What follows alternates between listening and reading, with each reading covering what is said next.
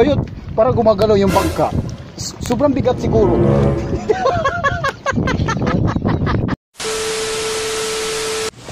So, papunta kami doon sa mga kapobre. Ayan, pasakay na ang bayot. Isakay na sa pambot. Nakita niyo mga kapobre, isakay na gini. Matuwang gini ang pambot. Tanawan yung bayot. Kapobre, naami diri. Isakay meron sa gamay nga pambot. Halo. Huwag na ko ang bayot. Kapobre o ka-oversize. So, Ka-oversize kong deliver.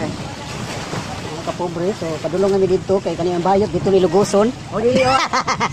Kalain sa. Kalain ni Mike. So makita niyo mga kapobre, nagsakay mi sa pambot nga gamay. Kay kana nga kuan kana nga cottage yan, kana siya, kana gitudlo nako. Happy birthday. Amo na amo ang atuon. Mga kapobre, nandito na kami sa medyo kalagitnaan na. So yung sinasakyan namin bangka ay parang nakakatakot. Nalagay ni Pixie sa likod. Di ba na magsudanan bayot. So yan makikita niyo mga kapobre. Yung sinasakyan namin bangka parang tumagilid dahil yung kasama ko dito na si Barbie oversize, mas mabigat pa siya sa bangka. Hello Mike, balikat. Tingnan mo mga kapobre, parang nakakatakot. Wala pa naman akong plastic na dala dahil para dito sa camera ko. Ay, hindi ko mabigat. Ang din ako. Para itong ano. Huwag ka magingay bayot, baka mamaya may syukoy dyan sa ilalim ng tubig. Ay, shokoy oh. Mermaid naman ako. Oversize lang. May kita yung mga kapobre. Natutuwa nga si kuya, di ba kuya? Sino mas mabigat ko yung bangka o ito kasama ko? Hindi ako.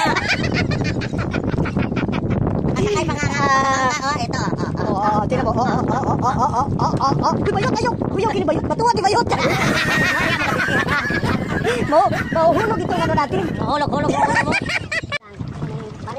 So ayan mga kapobre, papunta na kami doon. So malapit na kami mga kapobre dyan sa cottage na yan. Mga kapobre, malapit na kami dito sa floating cottage. Titignan namin yung cottage na yan. Yung kamay mo. Yung floating cottage na yan. Kasi siya yung magdi-decor. Hindi ako i-decor. Magdi-decor doon. Magdi-decor doon pero isang i-decor. Hindi. Hindi man ako lantern. Ano ba yun? Para gumagalaw yung bangka. Sobrang bigat siguro. Mga kapobre, nakarating na kami dito sa floating cottage nila dito sa seaside. Side by side. Side by side. Para lumaki yung alon. Ayan, makikita nyo, lumaki yung alon. Uy, bayot, ayaw pag-una. Huwag kang mag-uuna, bayot. Huwag kang mag-uuna, bayot. Dandahan lang, bayot.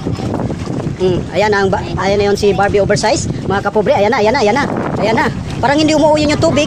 Parang tingnan niyo mga kapobre. Ayan. Nakarating na rin. Mama ka na bayot. Bayot. So, naroon ako mga kapobre. So, bababa na ako dito sa bangka na ito. Kasi na, May mama. Baka naman. Kasi maabutan pa ako ng malaking alon. Wow, umaal. ito na mga kapobre. Ayan, maganda pala yung floating cottage nila. So, makikita nyo, ayan mga kapobre. Ayan, maganda pala rito. So, dito yung kasama ko si Barbie oversize. Yan, ikaw po yan. Ayan. So, Ikaw po yan. ayan, makikita nyo mga kapobre, ang ganda pala dito. So, ito na mga guys, no? So, ang ganda pala dito ng kanilang floating cottage. Dito lang yan sa, nagmamay-ari nitong floating cottage ay yung seaside. Oh, may CR dito, may mga lamesa, may upuan para kung gusto mong pahayahay, ayan, no? So, ang ganda pa ng beach dito, no? Dagat. Ang linaw, no? So, ayan si kuya, no? Nilinisan niya yung buong paligid. O, ayan si Barbie. O, di ba? So, may swimming pool dito sa gitna. Ayan, yung bakla, o. Pachat-chat pa, o. O, tingnan mo. Di ba? So, thank you sa inyo mga guys, no?